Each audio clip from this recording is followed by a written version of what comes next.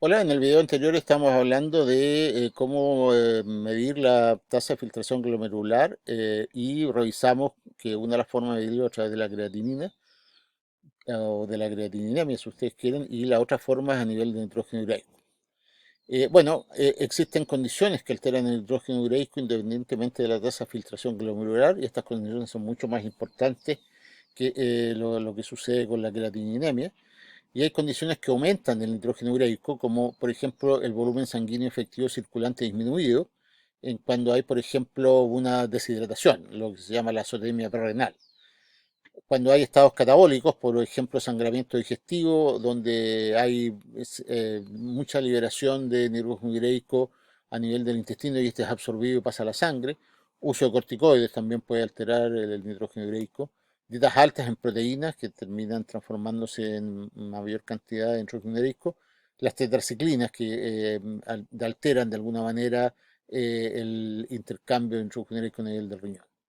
Y condiciones que disminuyen el nitrógeno ureico, bueno, por supuesto la enfermedad renal, la desnutrición, porque disminuye mucho la masa muscular, la anemia de células falciformes y la secreción inadecuada de hormona antidiurética en que se produce producción de harinas diluida, digamos. Entonces eso también nos puede dar una condición que disminuye el nitrógeno ureico.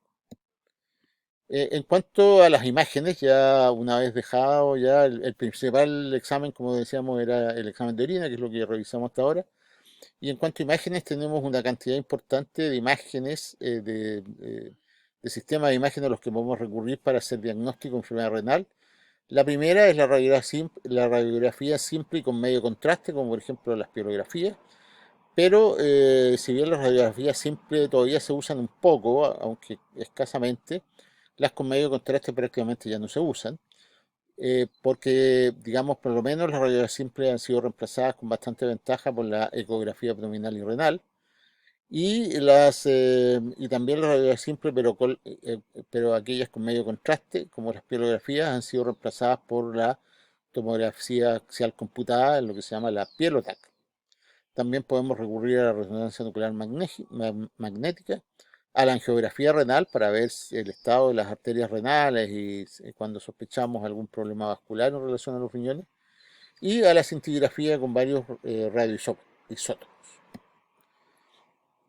El otro examen muy importante en algunos casos, especialmente en los casos de enfermedad glomerular, es la biopsia. Y es bien importante, la biopsia renal ahora se hace con bastante frecuencia, la hacen los nefrólogos habitualmente y se hace por punción, así que por lo general se hace por punción, ¿no es cierto? Así que es un examen que se hace de manera ambulatoria y ya vamos a ver cuáles son sus problemas, digamos. Pero las indicaciones por una biopsia percutánea son alteración renal aguda no explicada o enfermedad renal crónica, síndrome nefrítico agudo, proteinurias o hematurias no explicadas. En el síndrome nefrótico muchas veces también es importante hacer por estas proteinurias masivas, digamos. Lesiones previamente identificadas y tratadas para planificar futuras terapias, para ver cómo, digamos, cómo está evolucionando la enfermedad y si se está controlando o no. Enfermedades sistémicas asociadas con disfunción renal, tales como lupus, síndrome de Cox-Pastur o granulomatosis de Wegener. Y se usa mucho en pacientes que han recibido un trasplante para determinar cuando hay sospecha de rechazo del trasplante renal y para diferenciar el rechazo de otras causas de injuria renal aguda que pueden estar sucediendo en un paciente trasplantado. Y como decíamos antes, para guiar el tratamiento, es decir, bueno, esta es la causa y empezamos a darle un tratamiento y muchas veces es necesario controlar si ese tratamiento está siendo efectivo mediante otras biopsias. Las contraindicaciones relativas incluyen riñón único o ectópico.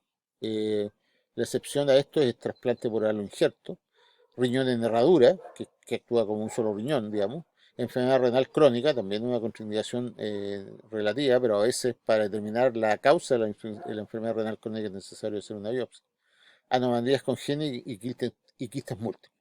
Las contraindicaciones absolutas incluyen alteración hemorrágica no corregida, hipertensión arterial severa no controlada, infección renal, porque se puede producir una sepsis después de la punción, neoplasia renal, en que uno puede empeorarla, hidronefrosis o paciente no cooperativo. Em, ¿Y cuáles serían las complicaciones de hacer una biopsia en general? Hay que tener presente que después de la biopsia aparece hematuria en prácticamente todos los pacientes, así que eso es una cosa que hay que advertir a los pacientes. Y la biopsia percutánea es generalmente segura. Aproximadamente el 1% de los pacientes requiere transfusión de sangre y más de la mitad tendrán al menos un pequeño hematoma, pero son reacciones adversas relativamente leves. El riesgo de nefrectomía y mortalidad es de 0,06 a 0,08% aproximadamente, o sea que es bastante bajo, menos del 1%. Y cuando no se puede realizar una biopsia percutánea y se requiere tejido renal, bueno, ahí se puede realizar una biopsia a través de la radiología intervencional o una biopsia abierta bajo anestesia renal. Ahí los cirujanos van, abren el abdomen o por vía lumbar, acceden al riñón y hacen una biopsia quirúrgica. Bueno, eso es lo que queríamos comentarles en relación a las enfermedades renales, que esta nueva unidad que iniciamos ahora, y en los próximos videos vamos a ir viendo el detalle de la patología renal. Muchas gracias.